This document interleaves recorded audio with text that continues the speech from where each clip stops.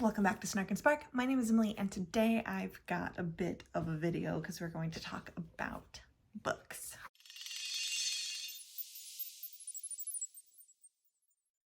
So, yes. I am a little self-conscious right now because my husband is right in the other room. He's in our master bathroom getting himself ready, and I'm like, is he listening? Also, you might notice, if you've seen me before, my hair is different. Yeah. I cut it off. I cut it even more off. It was short, of course, but I was just tired of this length I had, the style I had, and I decided it was time to switch it up. And so I've cut it all off, and then I said, let's do like a deep, rich kind of jewel tone color, deep red for fall. So, yeah. I really like it. It's really simple. I styled it in like 5 to 10 minutes this morning. It was great, and I just needed the change. So I had mentioned in my Magical Stitches video, so if you saw that, hi. If you have subscribed to my channel from that, hi, hello, welcome. But I mentioned in that video that I lost like all of my September footage, which is really upsetting. Really upsetting. But I did manage to recover 2 separate clips. One is from the very beginning of the month of September, where I sat down and was like, this is my TBR for the month of September, and I went ahead and reviewed a couple books. So I will put that clip in, and then the other clip I recovered is one of Caden and I talking about the book that we read together because we finished it. So I do have those, but I have nothing else. I have nothing from the books that I read in September, which is sad. And then I have absolutely 0 clips from October because, if I'm honest, I didn't film. I did not film anything in October that was... I filmed the Magical Stitches video, but I didn't film anything else. I only read a couple books. I didn't stitch at all. October was just really, really busy. It was really busy emotionally and physically. My best friend got married, and that was at the beginning of the month, and I was the maid of honor, and it was in a different state, so I was gone dealing with that. And then it was Caden's birthday and his birthday party and taking stuff to school, and then family stuff with like parents, and then Halloween, and it was just a lot. And I was struggling, if I'm honest. I was rather struggling this spooky season. My dad's birthday is at this end of September, and then Halloween was his favorite holiday, and this year it was just hard. It was just really difficult this year for me. I really struggled to get into the spirit of Halloween, and normally I decorate and I have a bunch of fall decor, and I just couldn't do it. Shout out to the husband though, because he was really supportive and really kind of got me out of that funk a few times and was like, let's decorate together. And that meant a lot because he is like, Halloween is not his holiday, but it is mine. Drink break.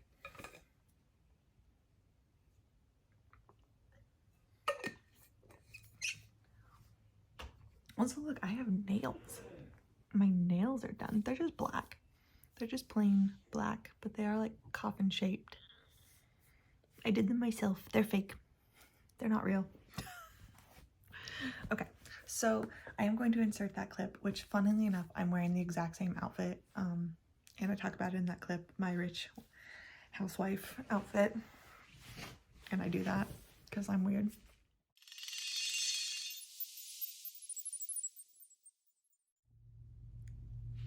Hello, welcome back to Snark and Spark. My name is Emily, and today is going to be my September reading.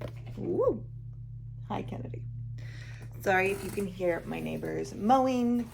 It is a Wednesday morning. It is my day off, so I am here with the morning light next to me from my window in my comfy, cozy, rich housewife era outfit. That's what we call this particular outfit. It's like a 3-piece coordinating set, and I'm always just like, Now you're getting an insight into my weirdness. So let's talk. I want to go over my reading plans. So if you watched my Plan With Me September dashboard, I do show my September plans because that's my landing page for my Stitchy plans and my reading plans. It's where I keep track of that stuff. But I'm going to go over that in case you didn't watch that, which is totally fine.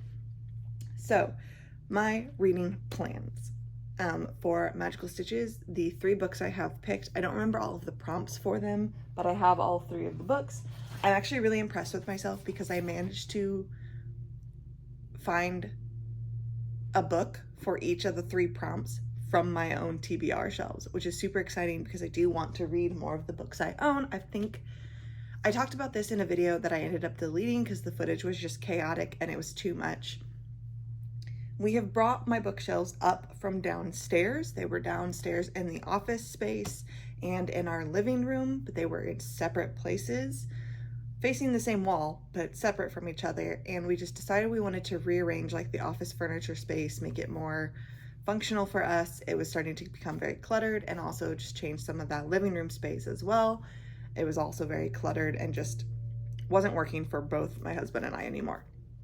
So he brought, the beautiful man that he is, brought my shelves up here into our bedroom where we have more space. We have a larger master bedroom, and set them up in this corner for me to have like essentially a little reading nook. We have brought this chair in that I am sitting on. Can you see part of it? Yep. It is this highlighter lime green that I have had since college. It was my college chair that it was in my dorm room. It's a disc chair, if you remember what those were. So it has lasted us all of this time. It probably needs to go away, but it's still here. It was in the playroom because my son does like to sit in it, but there's a whole couch in there he can sit on, which he still isn't sitting on the couch now that I think about it. He sits on the floor. It's fine. So do I. But we pulled the chair back out of the playroom. We've put it here in the corner. So theoretically, I can sit in my corner and read with my books. This is also a handmade bookshelf that he has made. It currently does not hold, I mean, it has books on it, but these are not my books. These are my library books or books that I am borrowing, or these are my books, but I have pulled them here. These are books that I am like trying to read ASAP, right? So library books, books that I have put on hold, books I'm borrowing from other people, or books that I want to read for prompts. So they go in this top cubby. It has 4. They're milk crates that he put together, and it's just got other like little quirky items on there. So that was a quick bookshelf tour. I can, if you're interested, I mean, I can do a bookshelf tour of everything I've got on my shelves. I would be happy to make a quick little video of that. It's not a lot. It's truly not a lot. My goal after we moved them up here is that I want to read through what I have and start unhauling the books that are not like 4-star and above, right? If I don't love it, I don't want to keep it. I don't want to feel like I have to have it because money was spent on it if I don't like it anymore. Some of them will have to stay because they are gifts, and that's fine. Most of the time, the books that I have been given as a gift from like my family members, specifically my sister and my sister-in-law, I have loved. So that's not an issue to me. All of this to say, I rearranged my furniture. My plan is to work my way through my physical TBR, donate, unhaul the things that are no longer serving me, so then I can fill it up with books that I actually love and want to proudly display. I am sitting, the part that I'm sitting in front of, you can kind of see this.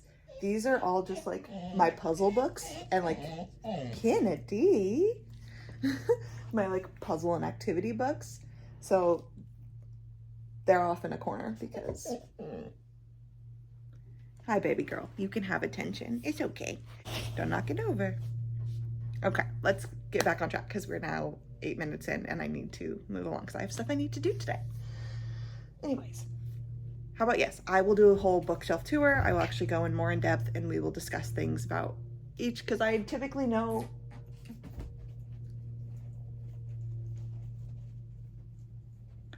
She just crop dusted me. Did you hear that? I'm gonna look at this and if I can, I will isolate, like I will magnify that sound. She just tooted and then walked away. How dare thee? How dare thee? Fuck in my face. This is chaotic. Oh my God. I will do a whole separate video that is a bookshelf tour and then you can see all of my fun books. I will go over them, my little decor items, all of my fun stuff. You can see I have like stuffed animals, I have Mickey Mouse ears. I will do all of that. It'll be its own separate thing. It'll be great. So focus, let's continue. Magical Stitches prompts, the 3 books. Again, I don't remember. I kind of do and I kind of don't. Yes, I do. Thank you, brain. Okay, so we have a book whose author's initials are found in the word kite, K-I-T-E. I have Catherine House by Elizabeth Thomas, so E and T. Okay, this is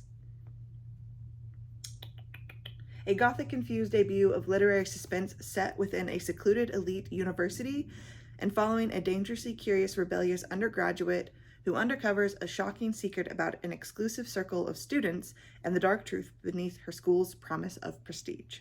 So yes, takes place in rural Pennsylvania. Yes, so that's what this, I haven't started yet, but I won this. I won a reading challenge at my work because we do reading challenges, obviously for patron and staff is welcome to participate. We do a separate thing for staff. I won the staff pool and my prize was that this was during Black History Month. So my prize was that I got to pick a book by a Black or by POC, BIPOC author. And I chose Catherine House by Elizabeth Thomas. So that next, the prompt was that the title has to have an occupation in the name. So we have The Beekeeper's Apprentice, because the beekeeper is a job, or On the Segregation of the Queen by Laurie R. King. So apparently this is older than I thought it was. This is the 25th anniversary edition. So, and it's the first Mary Russell novel with an introduction by the author. This is the 25th anniversary edition of the first novel of the acclaimed Mary Russell series by Edgar Award-winning author Laurie R. King. Oh, it's a Sherlock Holmes novel? All right, sis. This is, again, this is the one that my sister read and then bought for me. So she said this is one of her favorites. It's a Sherlock Holmes novel. In 1915, Sherlock Holmes is retired and quietly engaged in the study of honeybees in Sussex when a young woman literally stumbles into him on the Sussex Downs.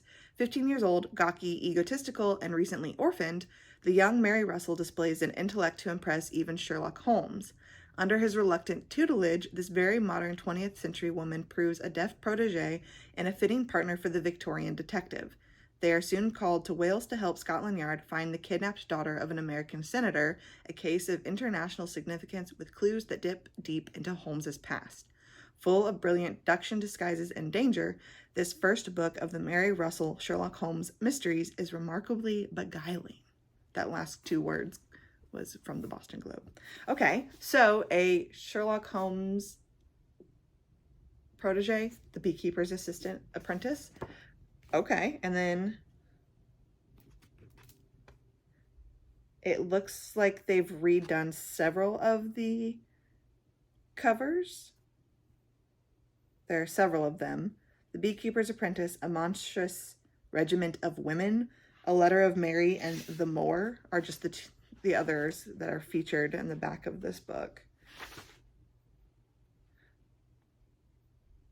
Oh, it also, you can have an author interview and discussing questions.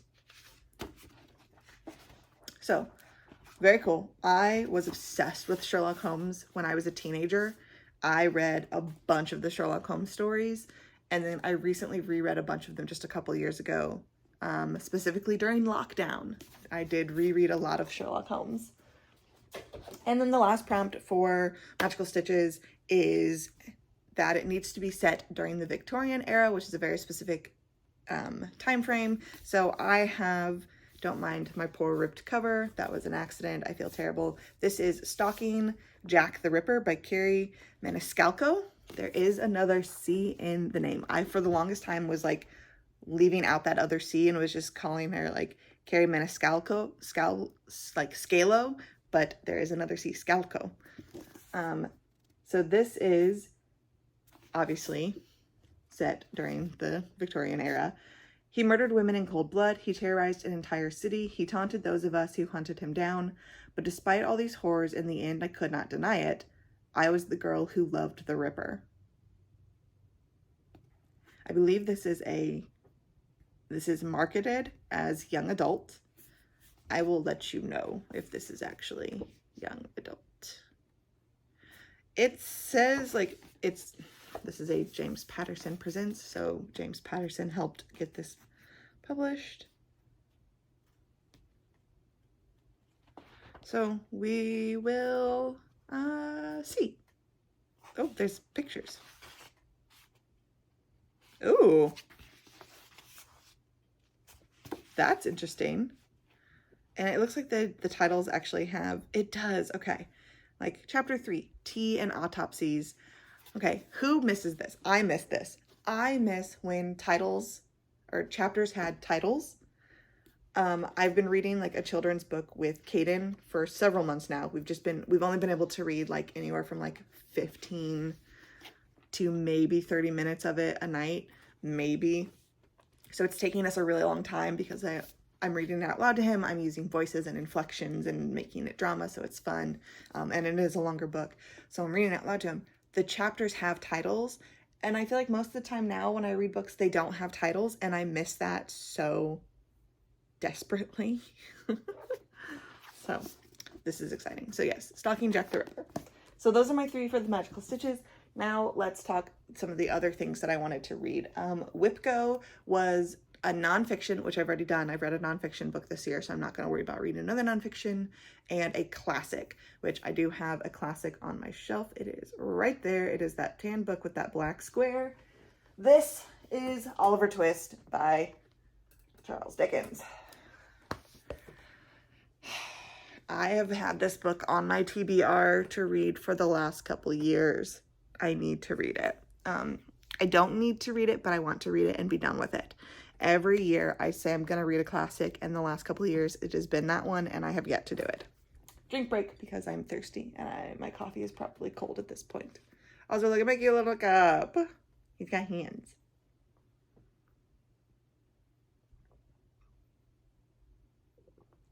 We're okay. The top layer is cold, but the middle's still warm. Look at my little ghosty. Goes, ooh.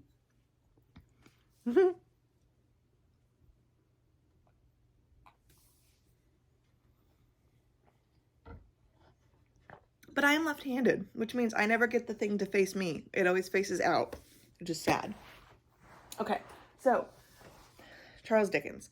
Next, for the Stephen King bibliography, I am backtracking back onto Roadwork, which is, I can only get as an ebook through my library system currently. So it will get downloaded onto my tablet, and I will listen to it. I will read it through here. Also on the tablet is my Amazon First Reads pick, and I feel like I've been pronouncing the other one incorrectly this entire time, so I am going to actually tell you what it is. Okay. I've been saying it wrong. That's hilarious. Okay. Go to my library.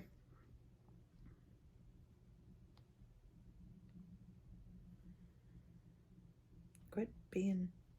Okay. It is Salt House Place. I think I've been saying Salt Place House. Salt House Place by, oh, who is this? Jamie Lee Sogn. It is S-O-G-N. I'm not sure how to pronounce that because I want to say song, but that's not right. Sogn, Sogna, or song. Is the N silent? Sog? Or is it like a weird like diphthong kind of thing, like song, gung. Sorry. And then that was last month. I never finished it. This month's pick is The Witch's Lens by Luann G. Smith. That's what I've picked. It's a supernatural, no, historical fantasy, not supernatural, historical fantasy. Okay, so that's on there. The family book club pick is Remarkably Bright Creatures by Shelby Van Pelt. You've heard me mention this multiple times. I'm going to briefly go over this because I did finish it. But the last book is the Goodreads 2022 Top 20 Horror, which my next on my list was We Spread by Anne Reid. I have also finished this, so I'm now going to discuss these two books and then call this quits. Okay, Remarkably Bright Creatures, family book club pick. I loved it. I am so glad I went and picked a physical copy of it up. This is definitely, I wanted to own. What did I rate this? I don't remember what I rated it. I think I rated it like a 4.5. Not quite a 5, but a 4.5. It didn't get a 5. Okay, let's back up. The little blurb at top is a charming, witty, and compulsively readable exploration of friendship, reckoning, and hope that traces a widow's unlikely connection with a giant Pacific octopus. After Tova Sullivan's husband died, she began working the night shift at the Soul Bay. I listened to it, so now I haven't actually seen it written down, and that's interesting. The Soul Bay Aquarium, mopping floors and tidying up. Keeping busy has always helped her cope, which she's been doing since her 18-year-old son, Eric, mysteriously vanished on a boat in Puget Sound over 30 years ago.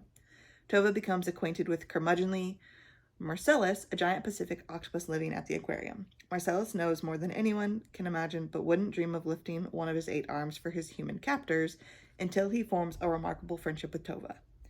Ever the detective, Marcellus deduces what happened the night Tova's son disappeared. And now Marcellus must use every trick his old invertebrate body can muster to unearth the truth to her before it's too late. Shelby Van Pelt's debut novel is a gentle reminder that sometimes taking a hard look at the past can help uncover a future that once felt impossible. Like I said, I listened to it. I loved the audiobook. I loved the way they did Marcellus's voice. Like, he gets to talk to himself. He has his own like chapters, and he talks, and the person who'd voiced him was fantastic. I did really, really love it. I thought it was beautiful. It was heartwarming. It was funny. It had moments where I was chuckling. It had moments that were emotional, and I really, really enjoyed that. She just did something weird. The reason it is, I'm not going to cover any spoilers in this book because I genuinely want you all to go read this book. I really, really enjoyed it, so I don't want to offer any spoilers because go find this book and read it for yourself. Remarkably Bright Creatures, Shelby Van Pelt. Screenshot it, do what you need to do, read this book. I knew what was going to happen with this book. 100% I knew what was happening. I hit a point very early on where I knew how it was going to unfold. I knew what the twist was. I knew what was coming. I knew what the connections were. I solved the mystery like Marcellus did. I was just waiting for them to say how it all wrapped up. That was like what I couldn't. That's the thing I didn't have. I can tell you what's going to happen, but I may not necessarily tell you how it's going to get there. Like, know that this is it. I can't tell you how we got there. And so for me, it then became the last like third quarter became very frustrating to me and felt very, very slow because I knew the answer. I knew what it was, and I became frustrated because I felt like the character should have already picked it out and figured it out, and it just felt like it took way too long for them to put it all together. When it did finally happen, it was great. I loved it. Very happy. That's just my own personal thing. So, check it out. Okay, the other book I already finished, We Spread. I get why it was horror. I wouldn't call, again, I feel like this is what I keep saying with these books. I wouldn't call this horror. My library, which I borrowed it from, we even have categorized it as fiction. That's what this means. FIC is fic, author last name, author first name. Okay. It is suspenseful. It is a thriller. It has some unsettling moments and some unsettling imagery. This one I will have spoilers for, I guess. I haven't even rated this on Goodreads yet. I think I'm gonna have to do a call pile for this one because I'm really not sure. But I will make sure that I pop it up at the end of when I do my wrap up. I will say what I eventually gave it. This one is Penny, an artist, has lived in the same apartment for decades, surrounded by the artifacts and keepsakes of her long life. She is resigned to the mundane rituals of old age until things start to slip. Before her longtime partner passed away years earlier, provisions were made, unbeknownst to her, for a room in a unique long-term care residence where Penny finds herself after one too many incidents. Initially surrounded by peers, conversing, eating, sleeping, and looking out at the beautiful woods around the house, all is well. She even begins to paint again. But as the days start to blur together, Penny, with a growing sense of unrest and distrust, starts to lose her grip on the passage of time and on her place in the world. Is she succumbing to the subtly destructive effects of aging, or is she an unknowing participant in something more unsettling? At once compassionate and uncanny and told in spare hypnotic prose, Anne Reid's genre-defying third novel explores questions of conformity, art, productivity, relationships, and what, ultimately, it means to grow old. So, it was weird. It was really, really weird. I'm betting my call pile is probably going to put it in, like, I want to say, like, the 3 range. Maybe, like, an upper 3. I read this in a day. I read this in just under 3 hours. Now, it is almost 300 pages, but it is printed like this. When they say spare prose, they mean it. So, like, every paragraph is really spaced out. There really aren't that many big, like, thick paragraphs. So it is a very quick read. It is a very fast read. And it was compelling. I will give it that. It was compelling. I started it when my son started his soccer practice at like 5:30 in the evening, and I finished it after some pauses for dinner and things like that. I finished it later that night before bed. I just couldn't stop reading it. It intrigued me a lot. Maybe a 4. So we have Penny, and Penny goes to this home, unbeknownst, they're like, oh, she falls. Essentially, she's living on her own. There's a lot of her reminiscing, because she is old, about her partner who died, and he was an artist, and she was an artist, but she never displayed her work. A lot of that. And then one day she falls, hits her head, and then they deem that she can no longer live on her own, and she's taken to this long care term facility where there are only 3 other people who live there, and I picked up on this, they all are some form of like science or art. So Penny is an artist, there is a mathematician, there is a musician, and then there is a language expert. So they all are in some like field of art or science, like the major fields, right? And very quickly, she does start to just lose track of what is happening to her time, because every day it is the same routine. Like, you wake up, you go to breakfast, you go back Like, you have a group meeting, you go to your room, you're productive. Maybe there's another meeting, you go to dinner, you go to bed, you wake up, you go to breakfast, you have a meeting, you go to your room, you paint, you do math, you do language, you play music. You have a meeting, you eat dinner, you go to bed, you wake up. Like, it just, like, it's the cycle, right? And she very, very quickly becomes convinced that things aren't right, that things are weird. And then, like, there is an aide, and he's, you know, helping take care of them, and he kind of gets a little dodgy, and he's weird. And then there's some weird fungus type thing happening and growing, and like, yes. So there is some unsettling imagery that has to do with fungi, mushrooms. There is unsettling imagery revolving around old people. Obviously, there's talk of death, aging, decaying, things like that. Kendi, leave his butt alone. Sorry. Why are you touching our cat's butt? Don't touch the cat's butt. We don't need to do that. So yes, just constant talk of old age and aging and aging and aging and being kept alive and being tired and just the changes that your body goes through. So that can be unsettling for some people. I totally understand. Like, potentially aging is a trigger. Death is a trigger. You're so sweet.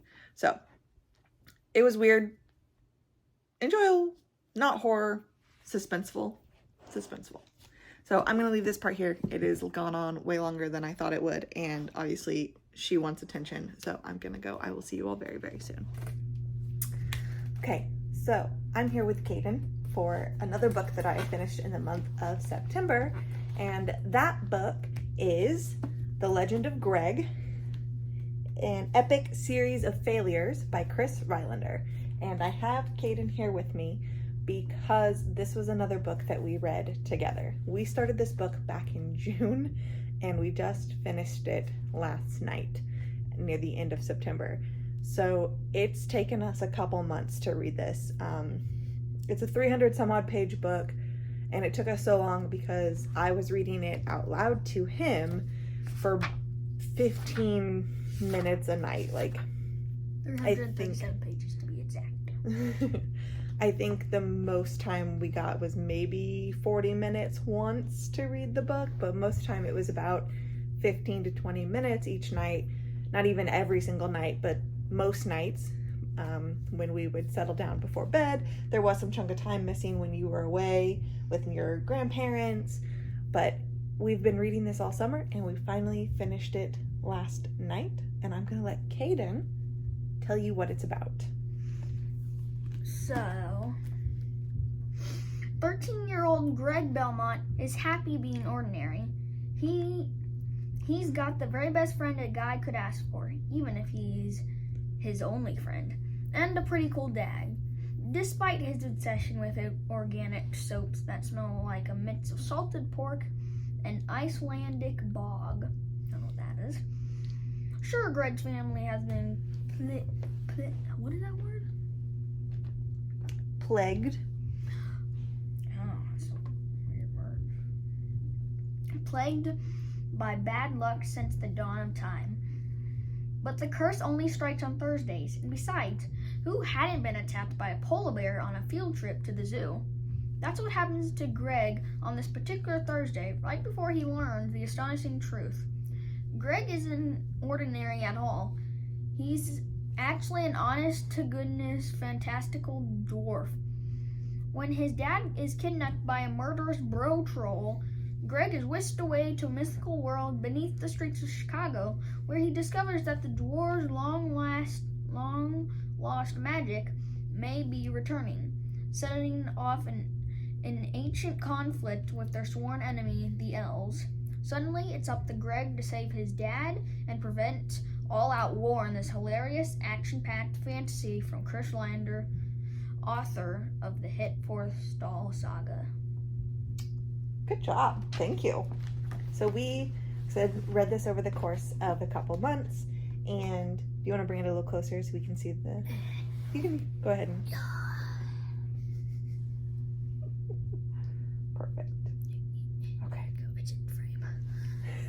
Had to get it into frame Thanks. so they can see everything. Yes, so we are reading from the perspective of Greg, who is this teenage boy, and his dad gets kidnapped. He finds out he's a dwarf, and somehow there's this old time feud between elves and dwarves back in the days of separate Earth and New Earth, and there's magic, and essentially his dad being kidnapped could potentially set off a war being reopened or restarting between these two people, and with magic suddenly coming back, it could also mean that the world as we know it comes to an end as magic returns and completely changes things and magical creatures become rampant again. It was a ride. Lots of characters, a lot of young children. It definitely challenged my vocal reading range to try and come up with different voices for each of the characters to make it interesting for him and for myself. It is funny. I found it amusing. You found it amusing. Especially when the dude got roasted. Yes, there is a character that gets made fun of by the teens. It's got humor for both the adults and kids. There were definitely things that made me kind of smirk and laugh as the parent reading this to my kid, and there were things that made him just belly laugh that maybe I didn't find as funny, but appealed to his humor. I believe there is a sequel. I think there is a second book. It does kind of end on, not a cliffhanger per se, but it does end where there could be a second story. You know, it could continue on. It could... I think it continues on. What was that? Right. They leave the story in such a way where you're going, what's going to happen next? I think if there wasn't a sequel, it would be kind of like, well, what the heck ever happened? Now, I obviously had some complaints because I am an adult reader. This synopsis that we read talks about how there's a curse of Thursdays. That plays a really important part for the first half of the book about how he has this horrible luck and bad things always happen on Thursdays. And then about halfway through the book, that no longer gets brought up. But the days are passing, so obviously time has passed. We should have another Thursday, and yet we don't ever get this bad luck curse thing. It doesn't get brought up ever again after a certain point, and that just felt like a glaring error to me. Like I kept waiting for that to pop up. Good pros and cons depending on what you like. There's violence, like they fight, there's cool battle sequences.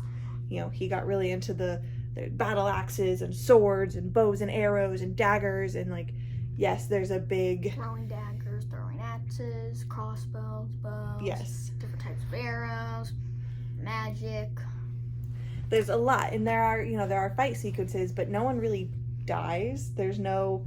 a few people the only worst thing is like they get knocked out, but they do not die. Nobody dies. It happens off page. It's hinted at, like one of our characters mentions that there were men, women, and children, dwarves that were murdered.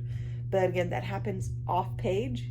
We're told that it has happened, but we don't see it, which is nice. There is a lot of emotion. There were some definitely big, high emotional scenes, which I really liked for a middle grade children's book, to bring up that emotion and to let them see these big feelings and dealing with the thought of missing parents and, you know, burden and responsibility being placed on teenagers and young kids. It was, I think it was a good book for us to read together. I enjoyed reading it with Kaden. So I've talked a lot. You say now what you thought of the book. It was pretty cool. I liked it a lot. Lots of funny parts, some sad parts, and some pretty cool fight sequences. No violence. Well, nobody dies. Well, but there's still... Well, technically there is violence. But nobody... graphic. It's not graphic. So, this is actually a pretty good book for you to read with your family. If you want to read this with your family, you can. Don't have to worry about Any bad stuff happening that your kids wouldn't like no murders, no stuff? I would say definitely probably your age, because there is a lot of world building that I think younger kids would have a hard time understanding, with all the magic rules and the dwarf rules and the elven rules, and how when they talked about the past, like old earth kind of stuff. That could be really confusing for younger kids, but I feel like you're a good age where you were able to follow the logic of the world and follow the world building and the setting and the just all of that. It's like 10 and up, maybe? Probably. I think that was about a good You're ready to 10 them up? a 10 'em up? 10 and up? 10 them up. Oh. So, what out of 5 stars, what is your rating? 5. Wow. 5 out of 5? For me, it's probably about a 3 out of 5. But I am an adult reader, and I tend to read more adult things, but I enjoyed reading this with you a lot. That bumped it up. I would have if I just read it by myself, it would be a 2-star, but reading it with Kaden makes it a 3. So, that's all we've got. We'll see you soon.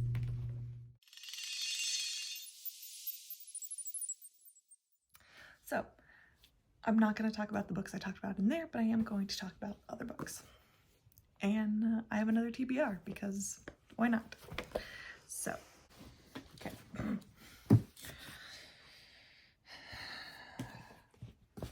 Okay, and I will insert a picture.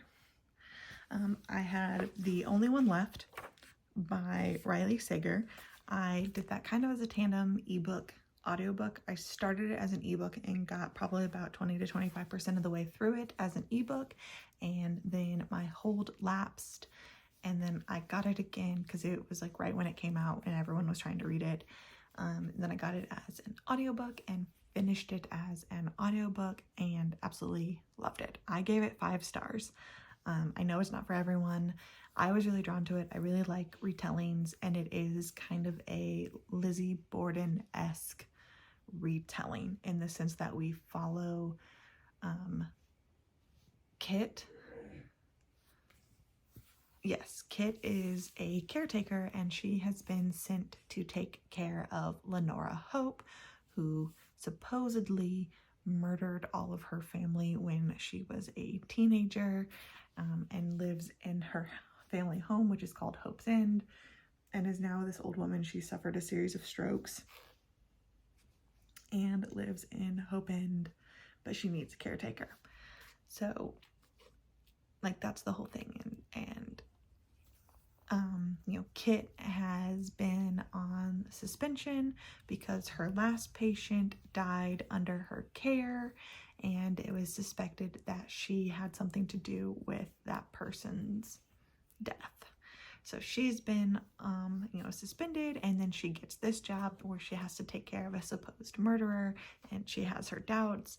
But I really, really enjoyed it. I really liked the storyline. We've got this Kit line where she is taking care of Lenora, and then we have this like secondary storyline where Lenora she can't type or talk, but she can use her left hand limitedly, and she can type a little bit on a typewriter, and she starts to type out her story to Kit. So then we go back and forth between Kit's taking care of her and then Lenora telling the story of what happened, her story. I did not call the twists in this book, which is crazy to me. I did not call it. There are multiple, did not call any of them. So, but I really enjoyed it. 5 stars. Next we have, okay, I mentioned Catherine House in that clip and said that I would give my ultimate thing. I think I gave it a 3, but after some time and thinking about it, it's definitely like a 2-star. Excuse me. It just, I don't have any more else to say about it. I already said everything, but yeah, it was 2. I will be unhauling this. Then we had Stalking Jack the Ripper by Carrie Maniscalco. I finished this. I ended up really liking this. I gave it 4 stars. This is my physical copy. I did accidentally spoil the ending for myself though, which is why I knocked it down to 4 stars, because once I spoiled the ending for myself, it became glaringly obvious what was going on, how it was going to end. And it just kind of, it took me out of it, because then I knew what was going to happen. And then I was just kind of like, come on. I did really enjoy it though. The writing is spectacular. The story is really engaging. I liked the take on Jack the Ripper. I mean, yeah, I definitely will I will continue the series, not right now, but I will continue the series in the future. And I see why my sister really enjoyed it. I see why she liked it, what drew her to it. And yeah, it's definitely, I would say it's in that fine kind of gray area between young adult and new adult. There are some topics that are a little gruesome, they are a little gory, they do not shy away from discussing the murder and graphic descriptions of it and stuff like that, but it also is geared toward that younger audience. Then I read Come Closer by Sarah Gran. I gave that 2 stars. I read it, I borrowed it from the library. It was a physical copy. I will put up a photo. It was a novella, so it was really short. It was like 100 and some odd pages. I think because it was a novella, it is why it felt so meh to me. I felt let down. I had heard of this from a couple different booktubers. I know Gavin from How to Train Your Gavin mentioned it, and I also want to say that Kayla from Books and Lala mentioned it. And the whole thing is, we are following a woman who believes that she is potentially becoming possessed by a demon, and it's not your standard demonic possession tale. It is definitely like she is becoming possessed, but we are privy to watching it happen. So we are seeing this process occur over time and what happens, and it becomes very disjointed. It bounces. We're going from place to place. I think I read it over like a day or 2. The ending came very suddenly, very quickly, and was like, whack, hit me in the face, but I think the ending was fine. I just was disappointed overall. So 2 stars. Then, I don't have a copy of it because I've already returned it, but I will again put a picture up, is Small Angels by Lauren Owens. Amazing. 5 stars. 5-star read. It was fantastic. I loved it. This was the next book from the 2022 Goodreads horror, like top horror books. So good. I recommend it 100%. It toes the line. Is it spooky? Sure. Yes, it has some unsettling things. It's definitely suspenseful, and I would call it suspense because as you're reading it, for me, and as I explained to my coworker who is like a horror aficionado, there is this underlying sense of dread the entire time, and that never goes away. So this author does a really good job of, she ramps up the tension and then eases it back down, and you kind of feel like there is this lull. Maybe it feels a little slow, but it seems like positive, like we've edged away from the danger a little bit. But then that sense of just dread and being uncomfortable just exists the entire time, even when it's like we're not in any danger right now, we're still in like danger. And I really enjoyed that. The whole point of this book is that we are following Kate, who has been invited back to her very small hometown because her brother Sam is getting married to Chloe. And they have decided that they are going to hold their wedding in their hometown. But not only that, they are holding it in the Church of Small Angels, which is not the safest place for a multitude of reasons. And it is steeped in like Gothic lore kind of thing, where we've got this old ancient English town, and we have a long history of this family, and they are the caretakers of the woods. But these woods are sinister, and this church lies on the edge of the woods, and there's deep history, and it's all about just the stories that get passed on from generation to generation and the power that stories have. It was so good. It was really good. I really liked it. Definitely check it out, because I would say uneasy, unsettling, suspenseful, but nothing outright horrible super happens. I mean, trigger warnings for death and stuff like that, but give it a shot. It was good. I really enjoyed it. So like, that's it though. That's all I have. Those are the books that I read like September, October. I did not do a lot of books.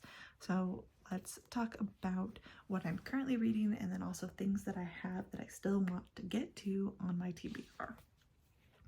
I have what I am currently reading and almost actually done with, Killers of the Flower Moon, The Osage Murders and the Birth of the FBI by David Grann. I am listening to that as an audiobook.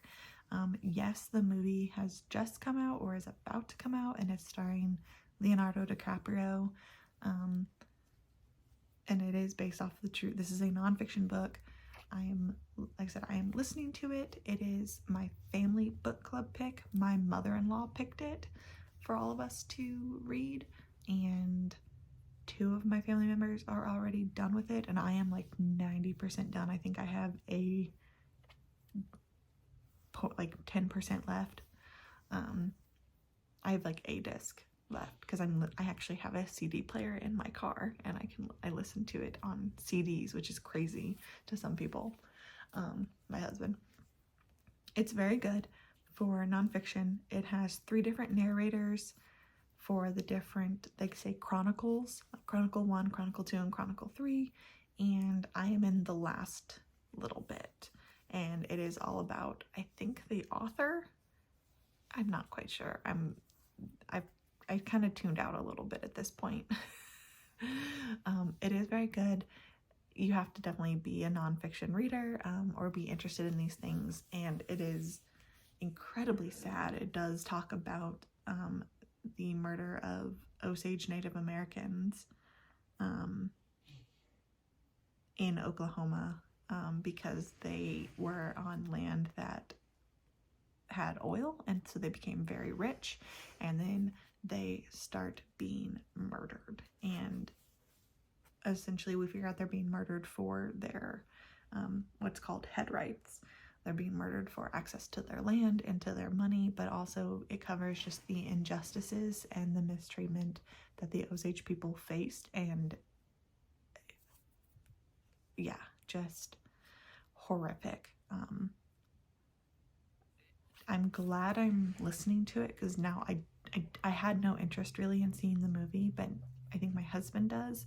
But now that I've listened to the book, I do want to see the movie, and I think we will, but it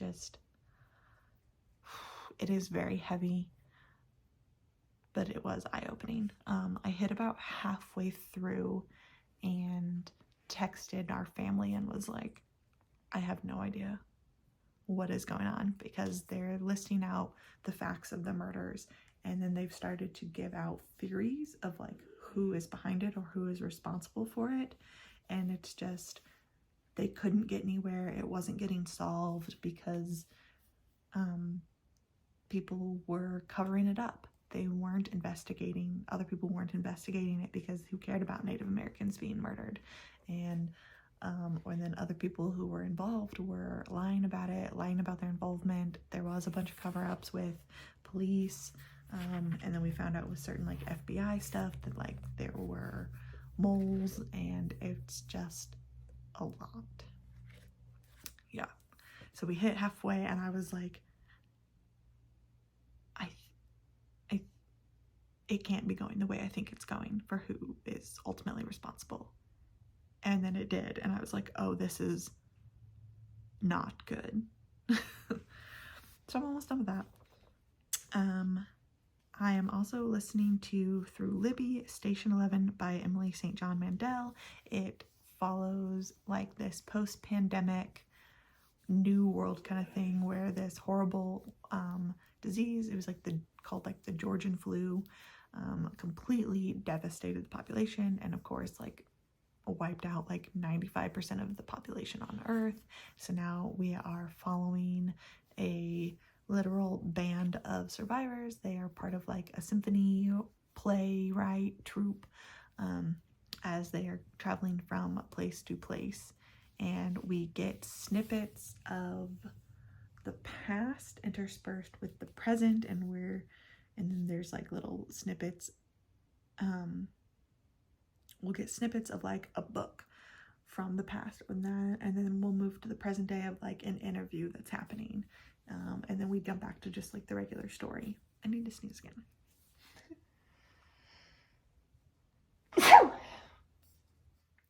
Sorry. Drink break. And then, last but not least, I also have right here A History of Fear that I'm currently reading. I am about halfway through. I'm going to finish this, do a little bit of editing, and then start reading it again. I read it outside earlier this morning for a little while, and this is really good so far. I am really enjoying this. This is about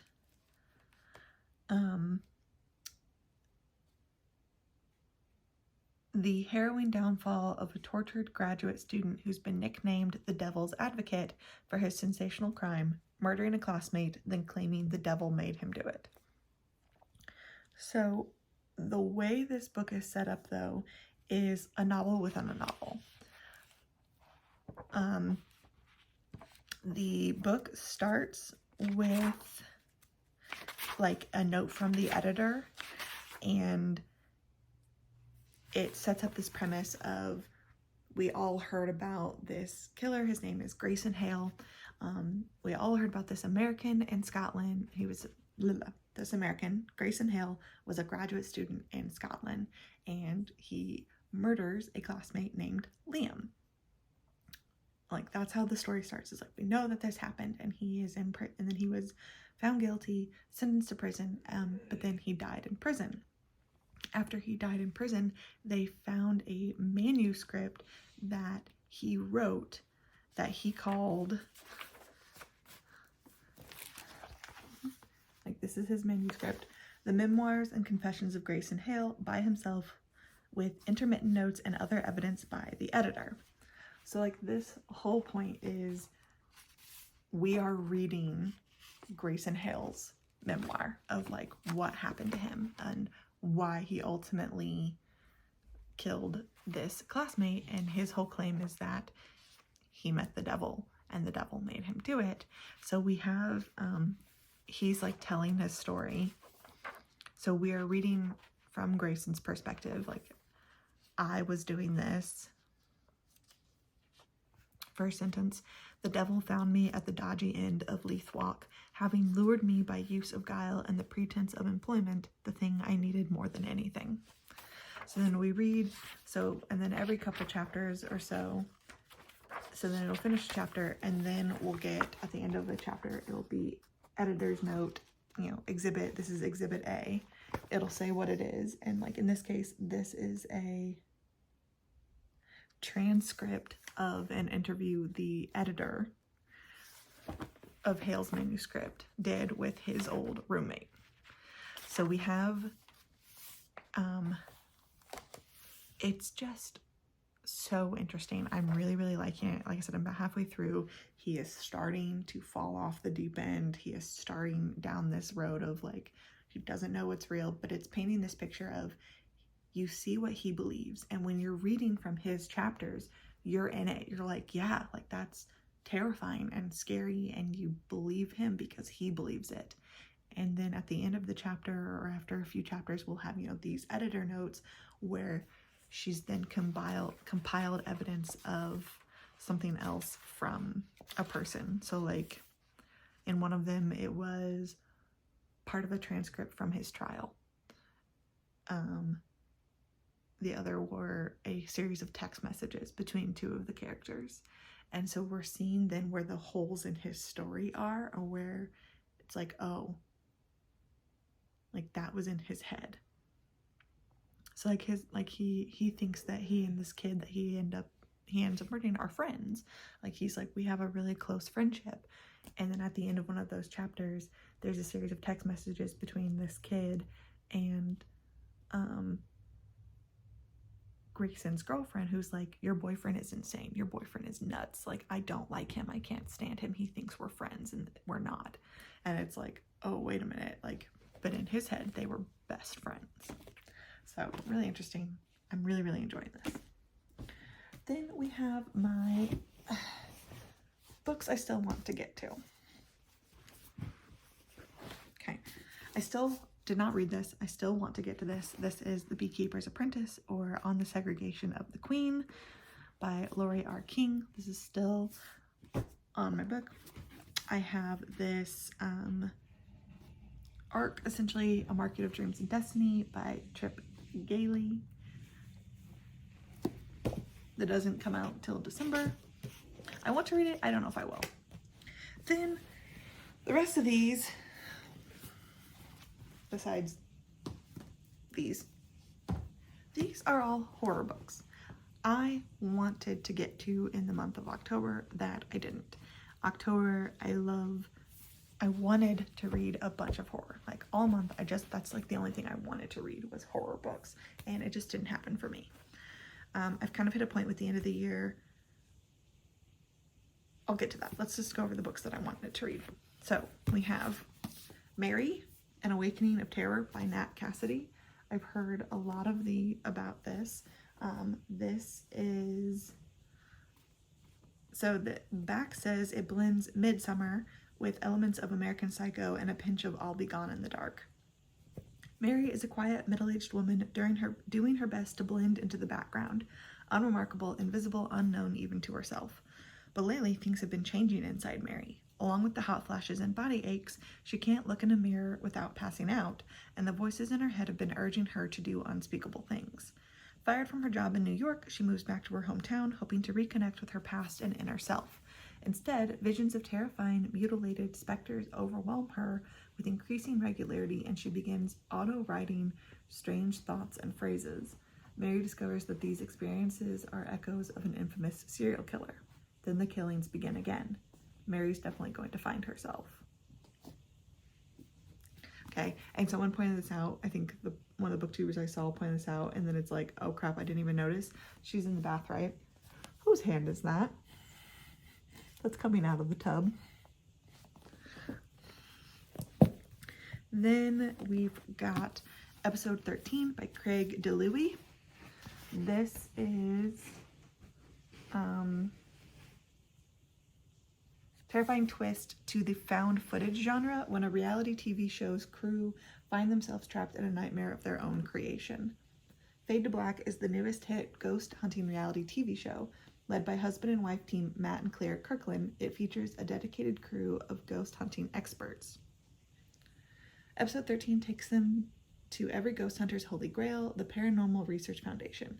This crumbling, derelict mansion holds secrets and clues about bizarre experiments that took place there in the 1970s.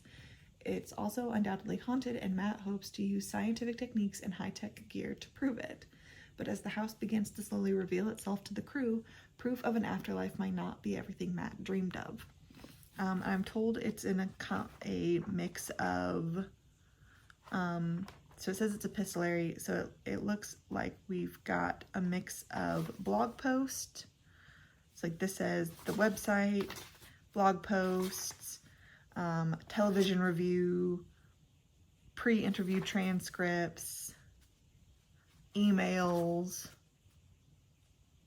diaries.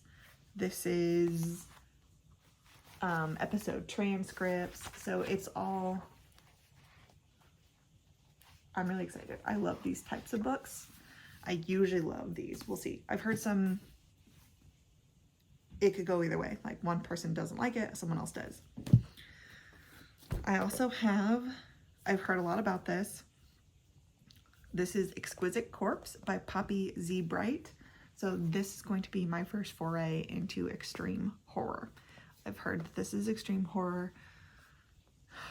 This is like my really first dip my toes into it.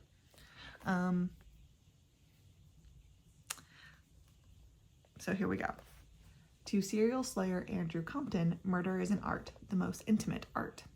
After feigning his own death to escape from prison, Compton makes his way to the United States with the ambition of bringing his art to new heights.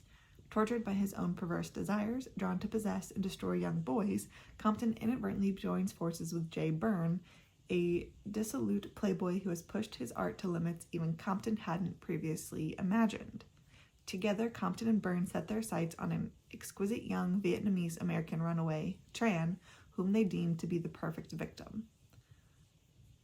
Swiftly moving from the grimy streets of London's Piccadilly Circus to the decadence of New Orleans' French Quarter, Poppy Z. Bright dissects the landscape of torture and invites us into the mind of a killer. Exquisite Corpse confirms Bright as a writer who defies categorization. It is a novel for those who dare trespass where the sacred and profane become one. So we'll see. And then I've got Gallows Hill. This is the next book in the Goodreads Top 20 Horror Books of 2022. This is by Darcy Coates. She writes a lot. I've never read any of her stuff. Let's see what this is. It's time to come home. The whole family has owned the Gallows Hill Winery for generations. The sprawling old house has long been perched on top of a hill overlooking the nearby town, jealously guarding the estate's secrets.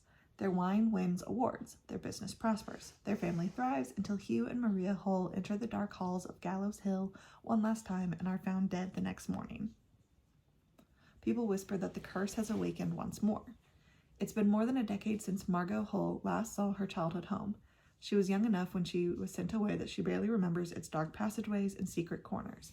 But now she has returned to bury her parents and reconnect with the winery that is her family's legacy, and the bloody truth of exactly what lies buried beneath the crumbling estate. Alone in the sprawling, dilapidated building, Margot is forced to come face to face with the horrors of the past and realize that she may be the next victim of a house that never rests. Cool. And then it has like a little thing from the other book that I've heard good things about. But I know that they write a lot. Darcy Coates writes a lot, and they have just a bunch. So yeah.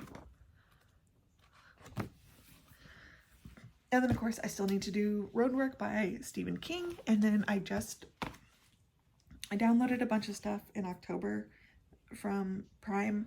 Prime had like for Prime Reading, they had like a horror authors collection of like short stories that I wanted to read that I didn't get to. And in October we got to pick 2 books. So I had The Village Healers Book of Cures by Jennifer Sherman Roberts and All the Little Raindrops by Mia Sheridan. And then for November, I picked Salt and Broom by Sharon Lynn Fisher. Sorry, so yeah, I never finished Salt House Place. It says I'm 4% in. Like I never really got that far into it. So I need to. But yeah, hopefully I can give you more this month, but I am going to end this video here because by the time it gets done, it's going to be about an hour, just from this little bit and the footage I did save from September. So I will see you all very, very soon. Thank you so much for watching. Happy reading, happy watching, happy listening, happy stitching, happy doing whatever it is that makes you happy doing, and I will talk to you all soon. Be easy with your hearts.